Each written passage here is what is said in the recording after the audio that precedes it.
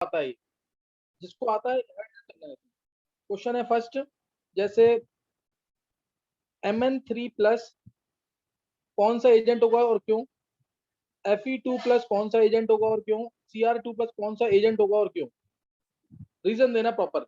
आर्यन, आर्यन बोलो answer. Sir Mn3+ oxidising agent होगा क्योंकि Mn2+ ज्यादा स्टेबल स्टेट होती है क्योंकि उसमें 3d5 होता है जो कि हाफ फिल्ड होता है। Fe2+ ज्यादा बहुत स्टेबल होगा। अच्छे। Fe2+ जो होगा वो ऑक्सीडाइजिंग रेड्यूसिंग एजेंट होगा क्योंकि Fe3+ ज्यादा स्टेबल होता है क्योंकि 3d5 होता है। हाँ Cr2+ से ज्यादा Cr3+ ज्यादा स्टेबल होगा क्योंकि उसमें T2G जो उसमें डी सब शेल का होता है पार्ट, वो 3 ऑर्बिटल उसकी बढ़ जाती है, उसके लिए उसे हम ज्यादा स्टेबल मानते हैं। T2G half field yes sir. है ना। हाँ, ये 100 में से 100 मार्क्स है बिल्कुल। ये मैंने कल तुम्हें पढ़ाते समय भी बोला था कि ये मोस्ट इंपॉर्टेंट क्वेश्चन है, ये सबको आना चाहिए क्वेश्चन। Mn2+ स्टेबल है, D5 configuration half field. Fe3+ stable है, D5 configuration half field. Cr3+ क्यों स्टेबल है, T2G हाफ फील्ड। मैंने कहा था ना डी ऑर्बिटल्स की स्प्लिटिंग हो जाती है दो में, T2G और EG में। नीचे क्या है, T2G जिसमें होता है DXY YZ DXZ, डिटेल बाद में दूंगा कोऑर्डिनेशन के अंदर। और ऊपर क्या आता है, ऊपर क्या आता है, EG। हाँ ऊपर आता है EG ऑर्बिटल, DX2 Y2 और DZ2। तो जब हम तीन इलेक्ट्रॉन, ये क्रोमियम 3+ है, आर्गन 3d3, आर्गन 3d3, 1 2 और ये तीन, तीन इलेक्ट्रॉन्स हैं, इसलिए इस वजह से क्या होगा, T2G हाफ फील्ड आ गया है। T2G क्या आ गया, हाफ फील्ड, तो इसलिए स्टेबल है क्रोमियम 3+। तो ये क्वेश्चन बहुत इंपॉर्टेंट था, कल मैंने कराया था कुछ भी। अब नेक्स्ट जो हम अब हमें करना है, सेकंड क्वेश्चन एक बार हैंड सेस करना जल्दी से, जो आंसर देगा इसका। सेकंड क्वेश्चन जल्दी से हैंड सेस करना है, जैसे भी आर्य ने किया था। Transition metals have variable oxidation state, why.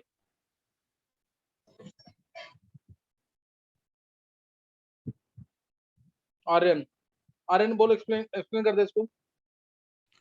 Sir because उनके 3D सीरीज और 4S में बहुत कम गैप होता है जिसकी वजह से जब हम उसमें करते हैं तो वो इलेक्ट्रॉन्स उसमें जंप कर जाते हैं 4S को। आर्यन तेरा कंसेप्ट क्लियर है, लेकिन पेपर में जो लिख के आएगा ना वो प्रॉपर होना चाहिए। Since there is very less energy difference between N-1d and NS subshell, so if lower states are required then NS electrons are excited, and for higher oxygen state even N-1d electrons are excited। याद आ गया कि नहीं है? Yes sir. हाँ तूने यही बोला है, लेकिन तो प्रॉपर लैंग्वेज में बोलना है, इसको ध्यान रखना इसका। चलो ये देखो, आर्यन के अलावा किसी ने आंसर नहीं किया है, तुम लोग पढ़ोगे नहीं फिर रह जाएगा सारा। अच्छा अब मैं इस इलेक्ट्रोड पोटेंशियल जो है वो कुछ कुछ इसी से रिलेटेड है, ऑक्सीडेशन स्टेट से। तो electrode potential,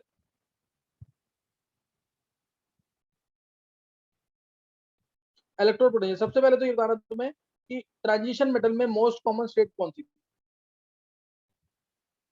transition plus metal में मोस्ट कॉमन स्टेट कौन सी +2। थी, +2। सबको पता है ना मोस्ट कॉमन स्टेट +2 थी। सेकंड मोस्ट कॉमन कौन सी थी, +3। +3। ये दो थे ना। तो इसी की बात करेंगे, ये ध्यान रखना पहले तो, इसी की बात करेंगे, ये ध्यान रखना इस चीज का। जैसे मैं बात कर रहा हूँ, मैंने लिया टाइटेनियम, टाइटेनियम लिया और इधर लिख दिया E0 ऑफ M2+ से M, E0 ऑफ M2+ से M। दूसरी स्टेट E0 ऑफ M3+ से M2+। ये रटा होना चाहिए तुम्हें। ये वैल्यूज अगर याद है तो बहुत फायदा होगा इससे, नहीं याद है तो तुम्हें एक बार एटलीस्ट इसका आइडिया होना चाहिए। मैं बात कर रहा हूँ टाइटेनियम से, titanium, vanadium, chromium, manganese, iron, cobalt, निकल, कॉपर और जिंक। जिंक लास्ट में खुद लिख लेना। ये अब टाइटेनियम के लिए E0 ऑफ M2+ से M की वैल्यूज। अब इनकी वैल्यूज क्या है, एक मैं रफ आइडिया दे रहा हूँ तुम्हें। यहाँ पे -1.63, -1.18, -0.91, -0.91, -1.18। आयरन के आयरन 2+ से आयरन सबको पता होगा ये, -0.45। कोबाल्ट 2+ से कोबाल्ट, -0.28। निकल 2+ से निकल, -0.28। कॉपर की ध्यान होगा क्या, E0 ऑफ कॉपर 2+ से कॉपर कितना होता है, प्लस 0.34। 0.34। और ई नॉट ऑफ जिंक 2 प्लस से जिंक कितना होता है? 0.76 -0.76 -0.76 -0.76। अच्छा अब तुम ये वेरिएशन, ये वोल्ट में है, इन वोल्ट। अब तुम ये वेरिएशन चेक करो, क्या ये वेरिएशन रेगुलर है?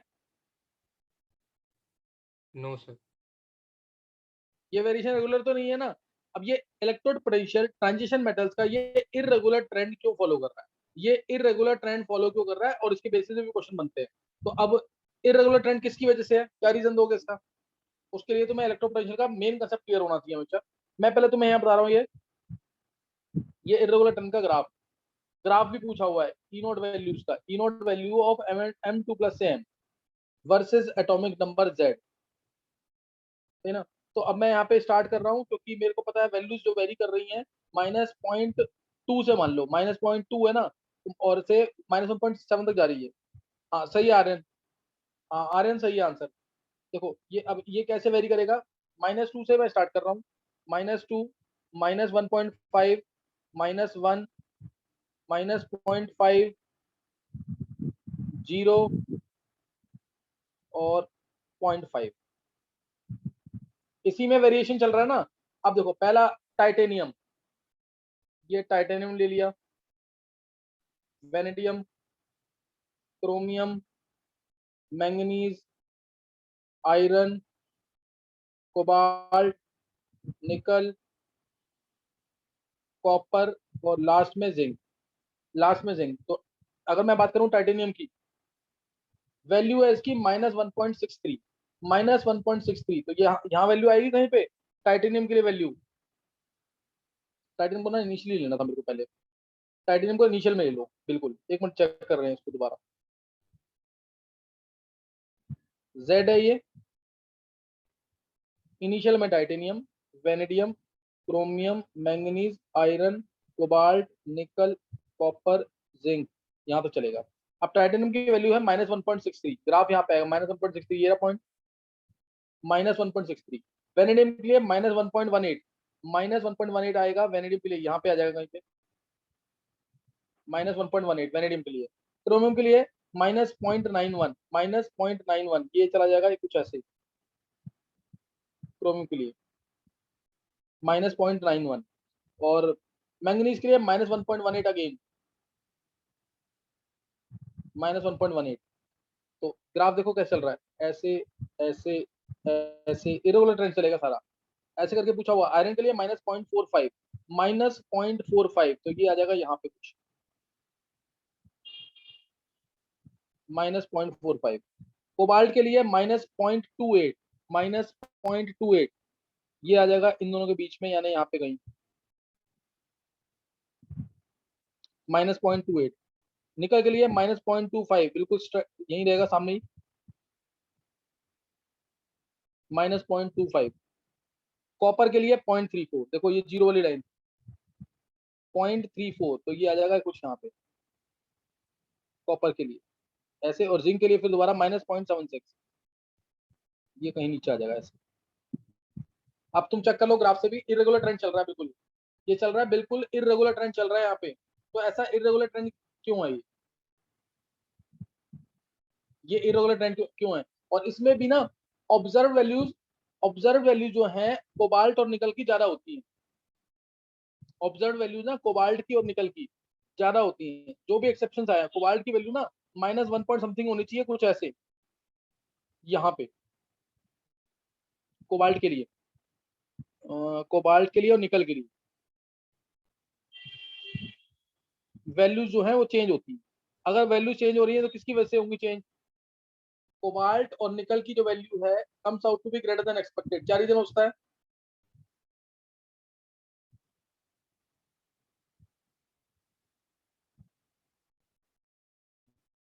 बोलो।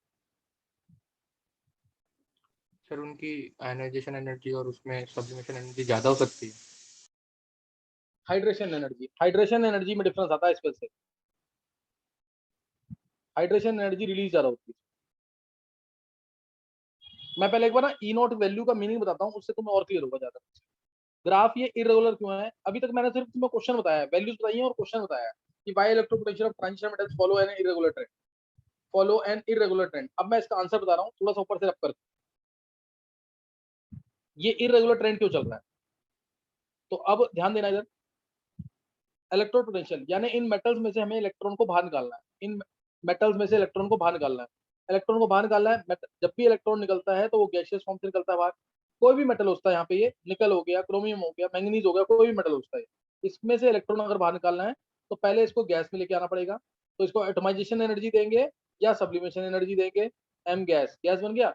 अब उसके बाद अब इसमें से इलेक्ट्रॉन बाहर निकल सकता है। इलेक्ट्रॉन कभी भी किसी एटम में डलता है या निकलता है तो हमेशा गैसियस फॉर्म में होता है। अब इसमें हमने आयनेशन एनर्जी दी तो m प्लस प्लस इलेक्ट्रॉन आ जाएगा, m प्लस प्लस इलेक्ट्रॉन ये आ जाएगा। और m प्लस प्लस इलेक्ट्रॉन आने के बाद अब इसको डाला हमने एक्वा सॉल्यूशन, एक्वा सॉल्यूशन में डाला इसको, m plus plus aqua solution, तो m प्लस एक्वस फॉर्म में आ जाता है, पानी में डाला इसको, और प्लस हाइड्रेशन एनर्जी रिलीज होती है। और इलेक्ट्रोड पोटेंशियल जो है ना, इन तीनों एनर्जीज के सम पे डिपेंड करता है। इन तीनों एनर्जी से सम पे डिपेंड करता है, यानी sublimation energy plus ionization energy plus hydration energy plus, इन तीनों पे डिपेंड करता है ये। अब तुम मेरे को ये बताओ कि सब्लिमेशन एनर्जी, अब इसमें से कौन सी एनर्जीज है जो रिक्वायर्ड है, कौन सी रिलीज है, कौन सी एनर्जी रिक्वायर्ड है, कौन सी सर हाइड्रेशन एनर्जी रिलीज है हाइड्रेशन और एनर्जी रिक्वायर्ड रिलीज है, सब्लिमेशन और सब्लिमेशन, हाँ सब्लिमेशन और आयनेशन एनर्जी रिक्वायर्ड क्या है, है। रिक्वायर्ड है। सब्लिमेशन और आयनेशन एनर्जी क्या है, रिक्वायर्ड है। और इस केस में यानी by transition metals electrode potential follow an irregular trend, not regular trend. Reason क्या है? क्योंकि सब्लिमेशन एनर्जी और ionisation energy regular trend follow नहीं करती। आयनेशन एनर्जी मैं तुम्हें पढ़ा ही चुका हूँ, सब्लिमेशन एनर्जी भी ट्रांजिशन मेटल्स की इरेगुलर ट्रेंड फॉलो करती है, इसलिए ऐसा होता है। समझ गए कि नहीं? ये आना चाहिए, क्वेश्चन इंपॉर्टेंट है ये। बाय ट्रांजिशन मेटल, 2 बार आ चुका है बोर्ड में क्वेश्चन ये। By transition metals electric potential follow an irregular trend, क्या रीजन होगा इसका? Because sublimation energy and ionisation energy do not follow regular trend. ये सबसे इंपॉर्टेंट क्वेश्चन इसका। फिर जितने भी तुम्हें ट्रांजिशन मेटल दिख रहे हैं सबका इलेक्ट्रोड पोटेंशियल क्या है? नेगेटिव में। सबका इलेक्ट्रोड पोटेंशियल नेगेटिव में है। नेगेटिव का मतलब होगा, नेगेटिव का मतलब क्या होगा? ई नॉट ऑफ m2 प्लस से m अगर नेगेटिव है, इसका मतलब नेगेटिव है। नेगेटिव का मतलब क्या है? m से m2 प्लस जल्दी बनेगा, इसका मतलब m से m2 प्लस जो है जल्दी बनेगा।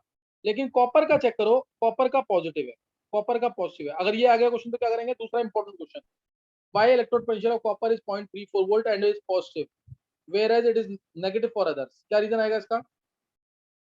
Sir because it's sublimation energy and ionization energy is very high. हाँ बिल्कुल सही है, क्योंकि जो कॉपर है ना, इसकी एटोमाइजेशन एनर्जी, कॉपर सॉलिड से गैस में कन्वर्ट करने की एनर्जी, इसकी एटोमाइजेशन एनर्जी जो है वो बहुत ज्यादा है। क्लियर? इसकी एटोमाइजेशन एनर्जी बहुत ज्यादा है, इस वजह से कॉपर का इलेक्ट्रोड पोटेंशियल पॉजिटिव है। यानी ये हाइड्रेशन एनर्जी को जो कि रिलीज होती है उसको कंपनसेट नहीं कर पाता। अगर ये क्वेश्चन आता है तो तुम्हें पूरा प्रॉपर तरीके से एक्सप्लेन करना है। एक वर्ड में आंसर क्या है? सब्लिमेशन एनर्जी या atomization energy of copper is very high. Sublimation energy और atomization energy of copper is very high. ये सेकंड इंपॉर्टेंट क्वेश्चन था। अब मैंने तुम्हें बोला कोबाल्ट की वैल्यू और निकल की वैल्यू, कोबाल्ट की और निकल की जो ऑब्जर्व्ड वैल्यूज हैं, जो ऑब्जर्व्ड वैल्यूज हैं वो ग्रेटर देन कैलकुलेटेड। इसका क्या रीजन होगा? सर हाइड्रेशन एनर्जी बहुत ज्यादा रिलीज हो जाती है। हाँ, हाइड्रेशन एनर्जी इन केसेस में ज्यादा रिलीज होती है, इसलिए इनकी वैल्यूज ग्रेटर देन एक्सपेक्टेड है। इसलिए इनकी वैल्यूज हैं ग्रेटर देन एक्सपेक्टेड है, ये ध्यान रखना है ना। इसलिए इनकी वैल्यूज क्या है? Greater than expected. कोबाल्ट, जब भी कोई क्वेश्चन आता है ना, देखो या तो रीजन उसका हाफ फिल्ड होगा, ध्यान से दिमाग में बिठा लेना, ताकि कभी भी नया क्वेश्चन भी आ जाए तो तुम सोचने लायक हो, क्या सोच सकते हो। या तो उसका रीजन होगा हाफ फिल्ड, फुल फिल्ड, या फिर उसका रीजन होगा हाइड्रेशन एनर्जी। जैसे अगला क्वेश्चन मेरा, नेक्स्ट क्वेश्चन देखेंगे। Next question, E nought values check करते हैं। ई नॉट ऑफ m3 प्लस से m2 प्लस, m3 प्लस से m2 प्लस। अब ये किसके लिए चेक होगा? m3 प्लस से m2 प्लस, ये चेक किसके लिए होगा? सबके लिए तो चेक होगा नहीं।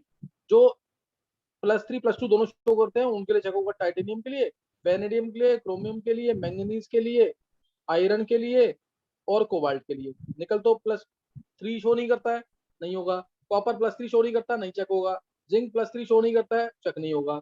स्कैंडियम +3 शो करता है, +2 शो नहीं करता, चेक नहीं होगा। तो ये 6 एलिमेंट्स के लिए, 1 2 3 4 5 6, इनके लिए ई नॉट ऑफ M3+ से M2+ चाहिए होगा, सही ना। अब इसमें तीन जो मोस्ट इंपॉर्टेंट है, तीन के चार कह लो जो बहुत इंपॉर्टेंट है। सबसे इंपॉर्टेंट Mn3+ से Mn2+, Mn3+ से Mn2+ की वैल्यू कितनी होती है 1.57 वोल्ट। इसका मतलब क्या है कि Mn3+ से Mn2+ आसानी से बनेगा, Mn3+ से Mn2+ आसानी से बनेगा। ई नॉट ऑफ Fe3+ से Fe2+ ये है 0.77 वोल्ट, 0.77 वोल्ट बहुत important. E not of cobalt 3+ से कोबाल्ट 2+ अनएक्सपेक्टेडली 1.97 वोल्ट, 1.97 वोल्ट है, समझे कि नहीं। अब ई नॉट ऑफ क्रोमियम 3+ से, अब ये वैल्यूज तो मेरे को एग्जैक्टली याद नहीं है, देखेंगे उसको खुद देखना पर ये तीन वैल्यूज बहुत इंपॉर्टेंट नहीं है। ये मतलब अप्रोक्सीमेटली में आएगा -0.4 के आसपास, माइनस में आ रहा है ये क्रोमियम 3+ से क्रोमियम 2+। तुम्हें ध्यान भी होगा क्रोमियम 3+ ज्यादा स्टेबल था, तो -0.4 वोल्ट है, -0.4 वोल्ट ये आता है। फिर -0.26 वोल्ट है, और इसका भी अप्रोक्सीमेटली -0.35 वोल्ट के आसपास। ये वैल्यूज एक बार चेक कर लेना, ये तीन श्योर है कि ये सेम होंगी ये वाली वैल्यूज, ये वाली। तो इसमें एक क्वेश्चन आया कि Mn3+ से Mn2, ये बोर्ड में आया हुआ क्वेश्चन और इंपॉर्टेंट है बहुत। Mn3+ से Mn2+ कपल, इसकी ई नॉट वैल्यू ज्यादा पॉजिटिव क्यों है 1.57, ये ज्यादा पॉजिटिव क्यों है then E not of Cr3+ से Cr2+, जो कि क्या है -0.4 वोल्ट, इससे तो बहुत ही ज्यादा पॉजिटिव है। और even E not of Fe3+ से Fe2+, ये भी 0.77 वोल्ट है, ज्यादा पॉजिटिव है ये वैल्यू। क्या रीजन है इसका? सर Mn+2 स्टेबल है। हाँ सेम आंसर है बिल्कुल वही जो मैंने पीछे कराया है। इन दोनों में प्रोडक्ट स्टेबल तो रिएक्शन जाएगी फॉरवर्ड में, इसकी वैल्यू ज्यादा पॉजिटिव। इन दोनों में कौन स्टेबल है, +3 की +2? +3 से +3 स्टेबल है, इसलिए नेगेटिव वैल्यू आ गई या कम पॉजिटिव आ गई। और इन दोनों में कौन स्टेबल है फिर? आयरन का कौन सा स्टेबल था अभी बताया स्टार्टिंग में बिल्कुल? 3+। 3+। 3+। तो क्योंकि ये D5 है इसलिए रिएक्शन फॉरवर्ड में कम जाएगी, तो 0.77 वोल्ट है पॉजिटिव, लेकिन उतना आसानी से नहीं जाता ये। अब तुम्हें बस आंसर मैनिपुलेट करना है ये। इसमें product stable D5 half filled, इसमें reactant stable T2G half filled, T2G half filled, इसमें रिएक्टेंट स्टेबल D5। ये क्वेश्चन समझ आ गया कि नहीं? दो सेट में आया था क्वेश्चन इस तरीके से, ये सबको समझ आ गया कि नहीं? Yes sir. तो ये क्वेश्चन बहुत इंपॉर्टेंट है यहाँ पे, सही ना। ये क्वेश्चन बहुत इंपॉर्टेंट है, इसको ये क्वेश्चन 3-4 बार जैसे मैंने अभी पीछे बताया तुम्हें, Mn3+ is oxidising agent, chromium 2+ is reducing agent, iron 2+ is reducing agent, same उसी टाइप का क्वेश्चन है। और कोबाल्ट का एक्सेप्शनल केस याद कर लेना, IIT मेंस में डायरेक्ट पूछा हुआ है। ई नॉट ऑफ M3+ से M2+ की वैल्यू सबसे ज्यादा पॉजिटिव किसके लिए है, वो कोबाल्ट के लिए है। तो अगर यहाँ पे कोई रूल तो लग नहीं रहा, और तो हाइड्रेशन एनर्जी को एक्सप्लेन कर देना, सही ना, हाइड्रेशन एनर्जी को एक्सप्लेन कर देना, कोई और रूल नहीं लग रहा इसलिए। किसी को कोई डाउट तो नहीं है? किसी को नो कोई सर। डाउट तो नहीं है इसमें? तो ये वाली वैल्यूज ध्यान दे देना जरूर, जो बता रहा हूँ ना ये सारे पिन पॉइंट्स हैं। नहीं तो इलेक्ट्रोड पोटेंशियल मैं 2 मिनट में भी खत्म कर सकता था, तो मैं जानबूझ के बताया है कि तुम भी इन वैल्यूज पे ध्यान देना जरूर। जैसे कोबाल्ट 3+ से कोबाल्ट 2+, उस समय का, हालांकि क्वेश्चन तो याद करने वाला ही है, क्यों? क्योंकि इसमें तुम्हें ध्यान रखना पड़ेगा ना कि हाइड्रेशन एनर्जी की वजह से ऐसा एक्सेप्शन आया है। अदरवाइज ना तो कोबाल्ट 3+ स्टेबल है, ना कोबाल्ट 2+ स्टेबल है। कोबाल्ट 3+, हाँ एक कह सकते हैं, देखो इनोड ऑफ कोबाल्ट 3+ से कोबाल्ट 2+, देखो इसके अंदर अगर मैं कोबाल्ट 3+ की स्टेट बोलूँ ना, तो उसमें D6 आता है, आर्गन 3D6 आता है ना इसके अंदर, तब भी इसकी वैल्यू बहुत ज्यादा पॉजिटिव, इसकी वैल्यू जो है बहुत ज्यादा पॉजिटिव है। क्यों? जबकि D6 तो अगर मैं चाहूं तो इसको कहता हूं कि T2G फुलफिल्ड होगा, इसके अंदर T2G फुलफिल्ड होगा, और ये होगा भी, मैं आगे बताऊंगा तुम्हें। कोबाल्ट 2+ आसानी से ऑक्सीडाइज हो जाता है कोबाल्ट 3+ में, अगर लिगेंड्स स्ट्रॉन्ग है तो, क्योंकि स्ट्रॉन्ग लिगेंड्स के प्रेजेंस में बैक पेयरिंग हो जाती है। इसको छोड़ दो अभी, ये हाइड्रेशन एनर्जी के ऊपर बेस्ड है। अब ई नॉट ऑफ M3+ से जो M2+ की वैल्यू है उसको चेक करेंगे एक बार। M3+ से M2+, देखो M+3 किस फॉर्म में होगा, एक्वस फॉर्म में। इससे मेरे को बनाना है M2+ एक्वस फॉर्म में, उल्टा बनाना है ना, तो उसके लिए कौन कौन सी एनर्जीज इन्वॉल्व है, जिसके बेसिस पे तुम किसी भी क्वेश्चन का आंसर एक्सप्लेन कर सकते हो। इसमें कौन कौन सी एनर्जीज इन्वॉल्व है, देखो M3+ है एक्वस फॉर्म में। अब इसमें इलेक्ट्रॉन डलना है, क्योंकि M2+ बनाना है हमें, इलेक्ट्रॉन डलना है या निकलना है, तो हमेशा किस फॉर्म में होता है, गैशियस में। तो इधर इसलिए माइनस ऑफ क्या लगेगा, हाइड्रेशन एनर्जी। हाइड्रेशन। क्या आ जाएगा, M3+ गैशियस फॉर्म में। कोई डाउट तो नहीं है, नो सर।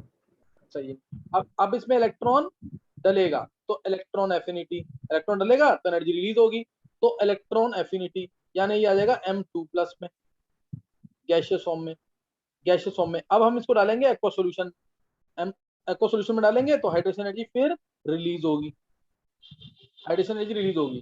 तो इसलिए ध्यान रखना इसके अंदर, अगर तुम्हें आता है कि inode of electrode potential of M3+ से M2+ को एक्सप्लेन करो, तो ये चीज होगी इसके अंदर। जो नेट चेंज होगा इलेक्ट्रोड पोटेंशियल, वो डिपेंड करेगा minus of hydration energy plus electron affinity plus hydration energy. ये वाली एनर्जी क्या होगी, पॉजिटिव। नेगेटिव है, हाइड्रेशन की नेगेटिव होती है, तो ये पॉजिटिव बन जाएगा। ये नेगेटिव, ये वाली क्या होगी, नेगेटिव, ये वाली क्या होगी, नेगेटिव। क्लियर हो गया कैसे एक्सप्लेन किया इसको, इलेक्ट्रोड पोटेंशियल को इस केस में, इस केस में इलेक्ट्रोड पोटेंशियल को कैसे एक्सप्लेन किया, क्लियर हो गया। Yes sir. ये चीज और ध्यान रखिए इसके अंदर। फिर देखो, अगर तुम पीछे ट्रेंड चेक करो एक बार, अगर ट्रेंड चेक करो तो देखो क्रोमियम का, क्रोमियम 3+ से क्रोमियम 2+, ये आया -0.4, ये कितना है, -0.4, और उसके जस्ट अगला एलिमेंट है वो हो गया 1.57। इतना ड्रास्टिक चेंज क्यों आया, इतना ड्रास्टिक चेंज क्यों आया, क्या रीजन होगा,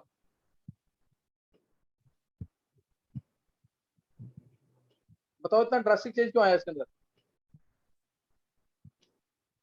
सर हाइड्रेशन एनर्जी कम होगी, सब्लिमेशन एनर्जी और वो हाँ, आयनाइजेशन ये एनर्जी होगा ज्यादा ना होगी। सिंपल, Mn2+ हाईली स्टेबल है कि नहीं, Mn2+ आर्गन 55 हाईली स्टेबल है कि नहीं, यस सर। इसलिए चेंज आ गया ये। और इधर क्या स्टेबल था, क्रोमियम 3+, क्रोमियम। इधर क्या स्टेबल है, क्रोमियम 3+, इसलिए। क्लियर हुई बात कि नहीं, यस सर। तो ये ध्यान रखना है इसके अंदर, क्वेश्चन आ सकता है। Chromium has low value of electrode potential in comparison to next metal, that is manganese, क्योंकि just after chromium manganese is present, just after chromium manganese is present, which has exactly half field configuration after loss of 2 electrons। तो question कैसे भी बन सकता है, prepare रहना है कि किस तरह से आंसर करना है, प्रिपेयर रहना है किस तरह से उसका आंसर करना है। तो इलेक्ट्रोड पोटेंशियल क्लियर हुआ सब कुछ नहीं, यस सर। दो क्वेश्चन सबसे इंपॉर्टेंट है। पहला, इलेक्ट्रोड पोटेंशियल ट्रांजिशन मेटल्स का इरेगुलर ट्रेंड को फॉलो करता है, और दूसरा क्वेश्चन, कॉपर का इलेक्ट्रोड पोटेंशियल पॉजिटिव क्यों है। ये दो सबसे इंपॉर्टेंट क्वेश्चन है, ये तो बिल्कुल नहीं भूलना, सही ना। और फिर अच्छे क्वेश्चन जो बनेंगे, ई नोट ऑफ कोबाल्ट 3+ से कोबाल्ट 2+ की वैल्यू सबसे ज्यादा पॉजिटिव, वो सबसे ज्यादा पॉजिटिव क्यों है। फिर ई नोट वैल्यूज की कंपेरिजन, मैंगनीज, क्रोमियम और आयरन 3, ये अच्छे क्वेश्चन में काउंट हो जाएगा। नेक्स्ट नोट करना आगे, नेक्स्ट लिखेंगे। नेक्स्ट जैसे क्वेश्चन, हाँ, कॉपर प्लस जो है, ये एनसीईआरटी का important question. Copper plus is unstable in aqua solution, क्या reason, copper plus is unstable in aqua solution, क्या रीजन होगा इसका,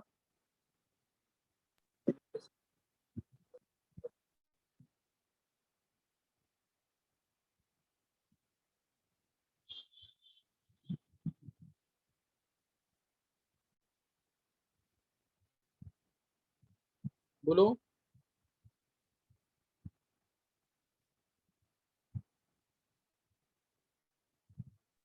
कॉपर और कॉपर 2+ में चले जाता है। देखो, इसका आंसर प्रॉपर तरीके से सुनना है, इंपॉर्टेंट क्वेश्चन एनसीईआरटी का। कॉपर प्लस है, कॉपर 2+ बना, इससे इलेक्ट्रॉन लूज कर। देखो पेपर में जब आएगा 1 मार्क्स में, इसको सिंपल लिख के आना। कॉपर प्लस अनस्टेबल क्यों है, क्योंकि कॉपर प्लस 2 ज्यादा स्टेबल है इन एक्वा सॉल्यूशन, और ये reaction copper plus undergoes disproportionation in aqua solution forming copper plus 2 and copper. State बढ़ गई यहाँ पे, और यहाँ पे स्टेट क्या हो गई है, कम हो गई। क्यों, क्योंकि कॉपर प्लस 2 ज्यादा स्टेबल होता है, क्योंकि इसका साइज छोटा है, हाइड्रेशन एनर्जी ज्यादा रिलीज होती है, जो कि आयनेशन एनर्जी को कंपनसेट करते हैं।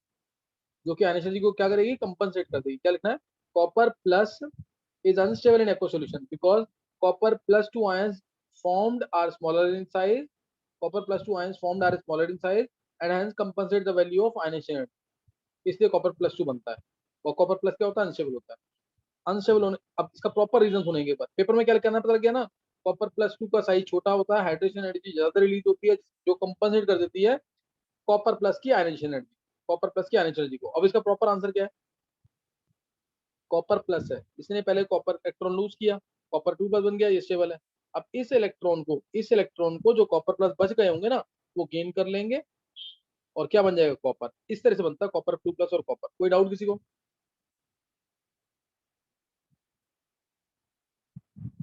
किसी को डाउट तो नहीं कोई? No sir. अगला क्वेश्चन, क्रोमियम 2 प्लस क्यों अनस्टेबल एक्वस सॉल्यूशन, और ये क्या देगा, इसके प्रोडक्ट बताओ सीधा, ये प्रोडक्ट्स में क्या देगा,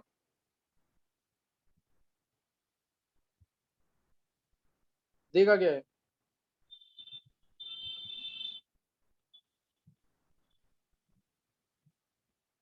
और इस संडे को टेस्ट के लिए प्रिपेयर रहना, डीएनएफ ब्लॉक के oral test. DNF block important है, ये काफी ओरल टेस्ट होगा इसका। और एक बार टेस्ट के बारे में सुन लेंगे। अभी मैंने बोला वेडनेसडे को टेस्ट कौन सा होगा तुम लोगों का, अगर कोई मोल कंसेप्ट का, जो बच्चे पढ़ रहे हैं 11th वाले, जो 11th का कोर्स कर रहे हैं मेरे पास, वो मोल कंसेप्ट का तो देंगे ही देंगे। दूसरा टेस्ट होगा उनका बहुत basics, atomic structure, redox, chemical bonding और पीरियोडिक प्रॉपर्टीज, ये 4 चैप्टर के बेसिक्स है। जो बच्चे 11th वाले कर रहे हैं और क्या कहते हैं, प्रिपेयर कर रहे हैं टेस्ट के लिए, ऑर्गेनिक में सिलेक्ट होने के लिए, वो ये वाला टेस्ट दे रहे हैं, तो उनके साथ तुम भी देना, तुम्हें भी देना है टेस्ट 4 बेसिक चैप्टर्स का। साथ में उनका एक टेस्ट मोल कंसेप्ट का भी होगा। मोल कंसेप्ट का वही वैसे ही टेस्ट होगा जैसे तुम लोगों का हुआ, जैसे तुम लोगों के टेस्ट हो रहे हैं वही होगा। और इस वेडनेसडे छोड़ करके नेक्स्ट वेडनेसडे टेस्ट होगा तुम्हारा या तो डीएनएफ और कोऑर्डिनेशन का, डीएनएफ और कोऑर्डिनेशन का, या फिर होगा तुम्हारा जो रिपीट टेस्ट होगा एक, जो भी मैंने लिया था ना वेडनेसडे को, ऐसे एक रिपीट टेस्ट हो, एक रिपीट टेस्ट होगा। तो प्रिपेयर है ना, डीएनएफ और कोऑर्डिनेशन का कंबाइंड टेस्ट होगा एक, और एक टेस्ट होगा डीएनएफ और कोऑर्डिनेशन को छोड़कर। जैसे मैंने थोड़ा बहुत अभी कंपैरिजन से रिलेटेड दिया था उतना ही दूंगा मैं। टेस्ट दो और नंबर लेके आओ उसके अंदर, नेगेटिव और मार्किंग मोल ना हो। कॉन्सेप्ट के साथ वो बाकी के चैप्टर भी आएंगे सब इसमें? बाकी नहीं, मोल का सबका अलग होगा और बाकी 4 चैप्टर का अलग होगा, जो मैंने बेसिक चैप्टर बोले हैं। सही है, ओके। चलो बताओ क्रोमियम 2 प्लस क्या देगा, क्रोमियम प्लस 2 क्या देगा, देखो क्रोमियम 3 प्लस। क्रोमियम प्लस 2 है ना, ये जब टूटेगा तो क्रोमियम 3 प्लस देगा, प्लस इलेक्ट्रॉन देगा। अब इस इलेक्ट्रॉन को H प्लस आयंस भी एक्वस सॉल्यूशन में गेन कर सकते हैं, और क्रोमियम 2 प्लस जो है वो बचा होगा वो भी गेन कर सकता है। कौन गेन करेगा इलेक्ट्रॉन, अब इसको, इस इलेक्ट्रॉन को कौन गेन करेगा, H प्लस की Cr2 plus? Sir H plus. हाँ, इसलिए यहाँ पे क्रोमियम 2 प्लस का डिस्प्रोपोर्शनेशन नहीं होता है। ये एनसीईआरटी में नहीं है लेकिन इंपॉर्टेंट क्वेश्चन है। क्या आंसर आएगा इसका, क्रोमियम 3 प्लस मिलेगा, साथ में H2 गैस मिलेगी, साथ में मिलेगी H2 गैस। ऐसे आ सकता है क्वेश्चन, अच्छा क्वेश्चन बन जाएगा ज्यादा ये।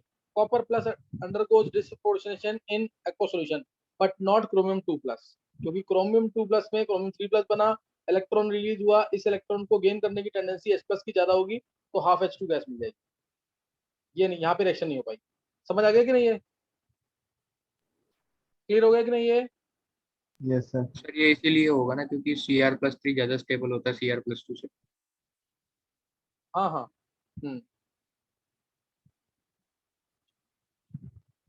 नेक्स्ट है, रिड्यूस होने की पावर भी H प्लस की ज्यादा होगी as compare to Cr2 plus. जैसे मैंने पूछा, अब इसमें कौन सी रिएक्शन फॉरवर्ड डायरेक्शन में जाएगी, कौन सी रिएक्शन फॉरवर्ड डायरेक्शन में जाएगी, Fe2 प्लस से Fe3 plus plus electron, copper से copper 2 plus plus 2 electron, manganese gives manganese 2 plus plus 2 electron, और ले सकते हैं हम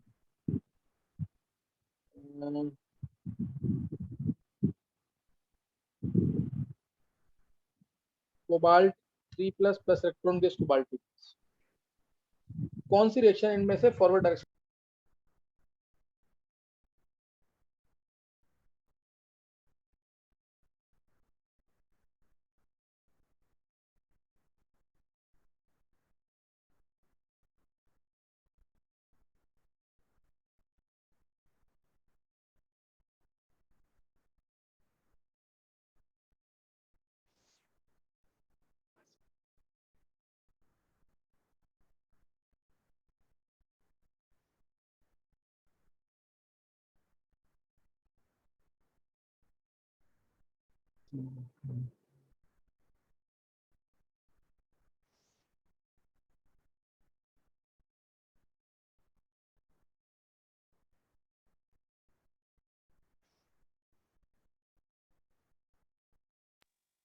मैक्सिमम बच्चों ने आंसर दे दिया है। और फर्स्ट वाली फर्स्ट वाली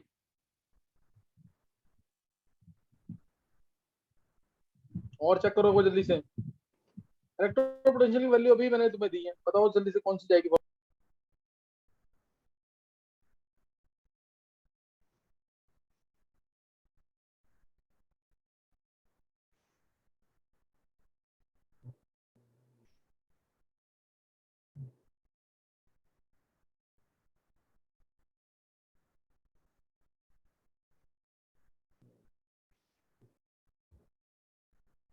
सर थर्ड वाली जाएगी सर, Mn से Mn2 plus.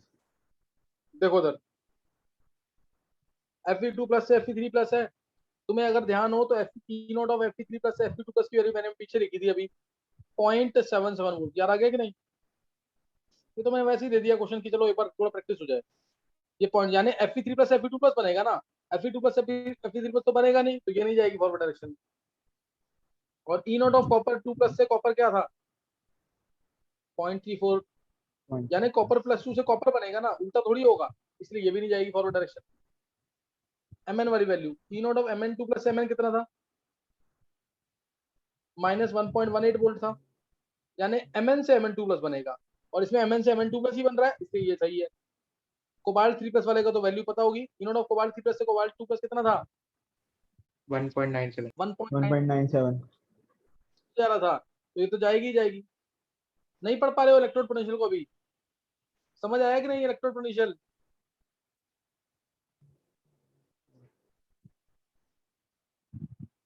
Aryan yes sir, आ गया समझ। इसमें गलती नहीं करना, बिल्कुल इजी है ये। नेक्स्ट नेक्स्ट अब इस टाइप क्वेश्चन मैंने करा दिया ना कि lower oxides are basic but higher oxide is acidic, ये कराया क्वेश्चन कि नहीं? Lowest oxide of transition metal is basic but higher oxide is acidic, ये करा दिया है कि नहीं? नो सर, नहीं कराया। नहीं कराया। देखो लोअर ऑक्साइड यानी जिसमें ऑक्सीजन कम हो with respect to central atom, higher oxide यानी जिसमें ऑक्सीजन ज्यादा हो with respect to central atom. MnO Mn2O3 MnO2 Mn2O7। Lower oxide को बोलते हैं बेसिक, हायर ऑक्साइड को बोलते हैं एसिडिक। ऐसा क्यों है ये क्वेश्चन? ये आ गया एसिडिक कैरेक्टर, ये आ गया एसिडिक कैरेक्टर, ऐसा क्यों हो रहा है? क्या रीजन आएगा इसका?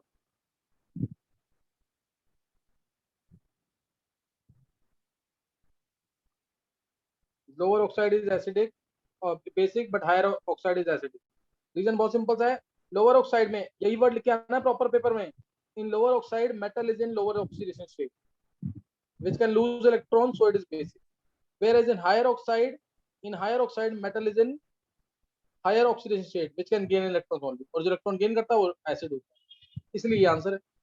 लोअर ऑक्साइड में मेटल अपनी लोवेस्ट ऑक्सीजन स्टेट में होगा, इसलिए बेसिक। हायर ऑक्साइड में मेटल अपनी हाईएस्ट स्टेट में होगा, इसलिए एसिडिक। क्लियर हुआ कि नहीं ये? Yes sir. क्लियर हो गया कि नहीं?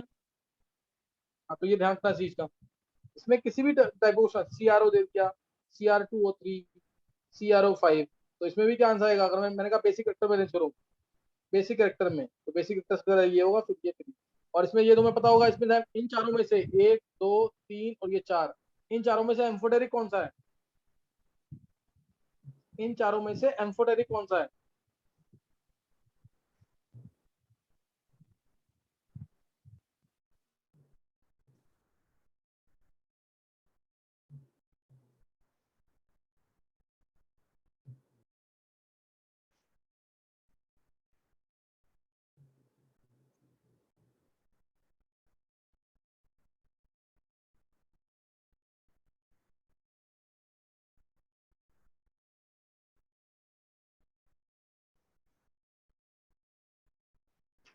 नहीं पता है? MnO2 एम्फोटेरिक है। इधर इधर Cr2O3 एम्फोटेरिक। एम्फोटेरिक के बारे में बताया हुआ कि नहीं? एम्फोटेरिक के बारे में बताया हुआ कि नहीं? नो सर, नहीं बताया अभी आपने। देखो अब ये 11th का पार्ट है पीरियोडिक प्रॉपर्टीज में। मैं एक बार हल्का सा हिंट दूंगा, पूरा डिटेल नहीं लूंगा, एक बार रीजॉइन कर लेंगे।